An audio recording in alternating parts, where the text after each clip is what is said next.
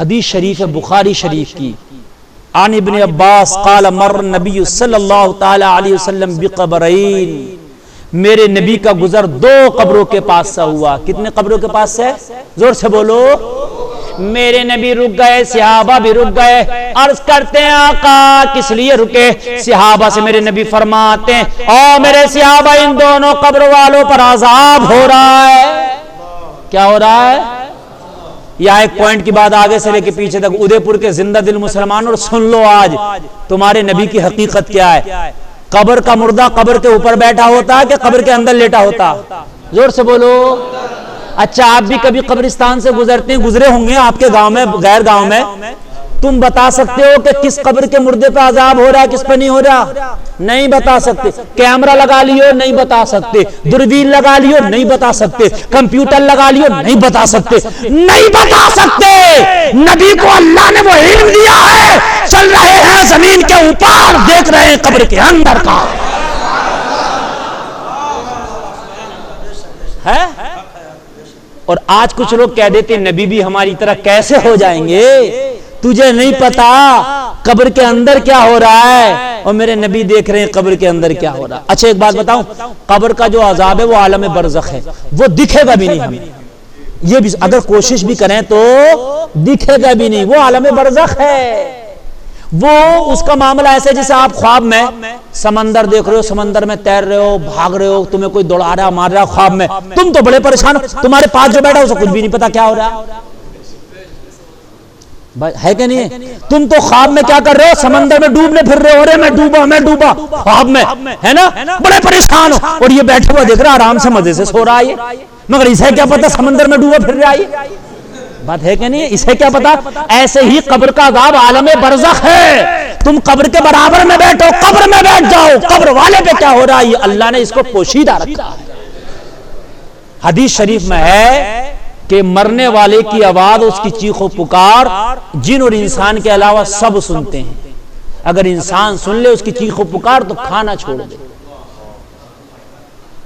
بہت خطرناک معاملہ ہے. تو یہ عالم برزخ بڑا خطرناک معاملہ. اس کا اگر کوئی درندہ کھا گیا تو پیٹ میں ہی حساب کتاب سب شروع، اور وہیں پر عذاب و جزا سب شروع ہو جاتا ہے.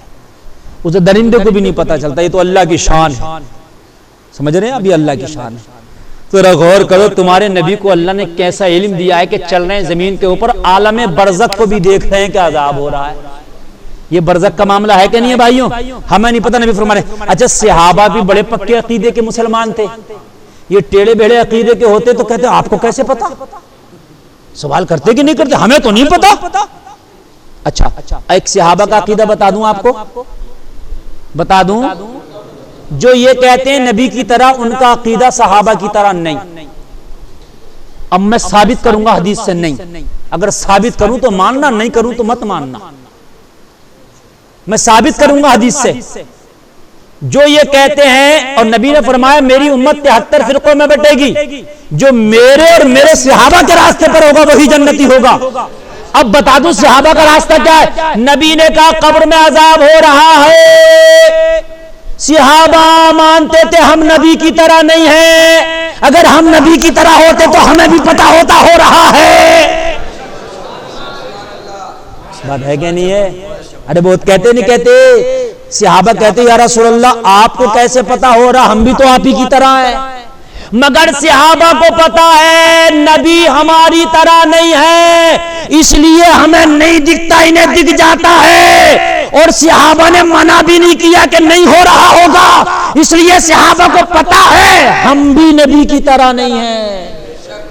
جو انہیں دکھتا ہے وہ ہمیں نہیں دکھتا. اگر صحابہ سمجھتے نبی کو اپنی طرح تو کہتے تمہیں کیسے پتا ہے، ہمیں تو نہیں پتا. اور اپنے آپ کو سمجھتے نبی کی طرح تو کہتے ہمیں بھی دکھ رہا. بات ہے کہ نہیں ہے؟ لیکن صحابہ کہہ رہے ہیں یا رسول اللہ ہمیں تو نہیں پتا، مگر آپ کہہ رہے ہیں ہو رہا ہے تو ہم نے مان لیا ہو رہا ہے.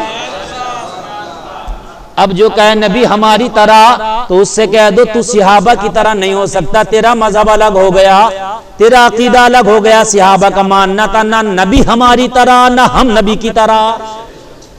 بات ہے کہ نہیں؟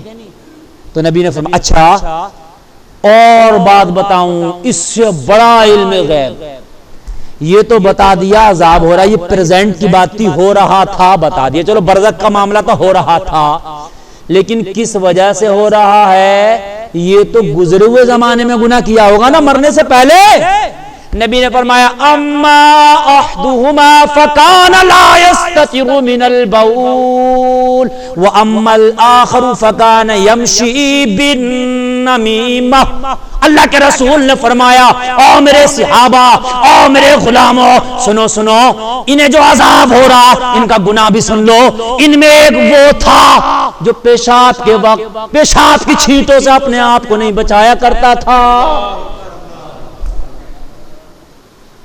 آج ہمارے کتنے نوجوان استنجا نہیں کرتے ہوں گے، کتنے نوجوانوں کی پینٹ ایسی ہیں جو استنجا کرنے نہیں دیتی، بیٹھ کے پیشاب کرنے نہیں دیتی۔ بخاری کی حدیث ہے، پیشاب کو نہیں کہہ رہے، پیشاب کی چھینٹوں کو کہہ رہے ہیں، پیشاب کی چھینٹوں سے اپنے آپ کو نہیں بچاتا تھا، اس وجہ سے اس کو عذاب قبر میں کیا کیا گیا؟ گرفتار کیا گیا۔ بھائی بات سمجھ رہے کہ نہیں سمجھ رہے؟ اب سمجھ لیں، آپ جو لوگ ناپاک رہتے ہیں، کسی سے بات کرو چلو نماز پڑھنے کے لیے، مولانا کپڑے ٹھیک نہیں ہے، قبر میں ٹھیک ہو جائیں گے کپڑے، بڑا خطرناک معاملہ ہے میرے بھائیوں۔ میرے نبی فرما رہے ہیں کپڑے، ارے جب پیشاب کی چھینٹ آ گئی تو کپڑے تو خراب ہو گئے، اور اگر پیشاب کی چھینٹوں سے بھی بڑھ کر کوئی گندگی ہے تو پھر اس سے بڑا عذاب ہے۔ بے غسل ہی ٹہل رہا ہے تو اور بڑا عذاب ہے۔ پیشاب کی چھینٹیں تو بہت چھوٹی سی بات ہے، اس سے بڑھ کے اگر کوئی گندگی ہے تو غسل کرنا چاہیے تو نا، کیوں بے غسلہ ٹہل رہا ہے؟ کہنے مولانا کپڑے ٹھیک نہیں ہے، میرا بدن ٹھیک نہیں ہے، اور مر گیا تو پھر مرا ہوا ایسے ہی جائے گا بدبودار، ایسے ہی جائے گا بے غسلہ۔ اور کتنی بار تو ایسا ہوتا ہے کہ مرنے کے بعد غسل بھی نہیں ملتا، نہیں ملتا ہے، کتنی بار ایسا ہوتا، کتنے کرونا میں مرے، کتنوں کو غسل بھی نہیں ملا۔ لوگوں ہر وقت پاک رہو، پوتر رہو، مرنے کے بعد کوئی غسل دے یا نہ دے، رحمت کا فرشتہ تیرے پاس آئے گا،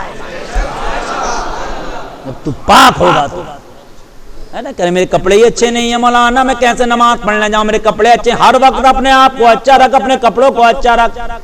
اللہ کا انعام ہے، مردوں کے اوپر مر چاہیں تو سال میں 365 دن روز پاک رہ سکتے ہیں، یہ اللہ کا خاص تیرے اوپر انعام ہے، یہ عورتوں کے لیے نہیں ہے، عورتیں چاہیں تو نہیں رہ سکتی، مگر اللہ کا تمہارے اوپر انعام ہے، تم رہ سکتے ہو تو رہو۔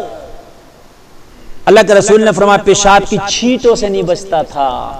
اور دوسرا نبی نے فرمایا وَأَمَّا الْآخَرُ فَكَانَ يَمْشِي بِالنَّمِيمَةِ، نبی نے فرمایا دوسرا وہ ہے جو چغلی کیا کرتا تھا۔ یہ بخاری شریف کی حدیث ہے، بخاری کی۔